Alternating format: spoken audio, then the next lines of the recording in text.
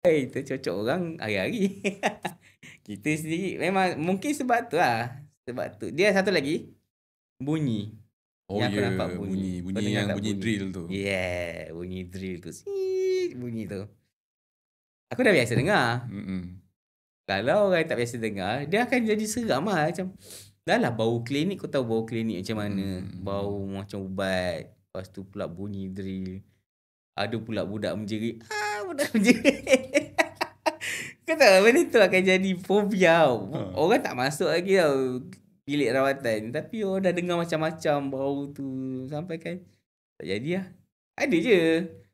Apa nasihat doktor untuk mereka yang takut jumpa doktor gigi? Kes kawan baik doktor tadi tu kira lain lah sebab dia dah terlalu terdesak. Tapi untuk orang yang memang dia ada masalah, macam contoh masalah masalah karang gigi yang sangat kronik, tapi dia rasa masih okey lagi. Doktor cuba, saya minta doktor tolong jawabkan satu, macam mana nak pujuk dia datang, dan juga apa akibatnya kalau diorang biarkan dia karang tu kat situ.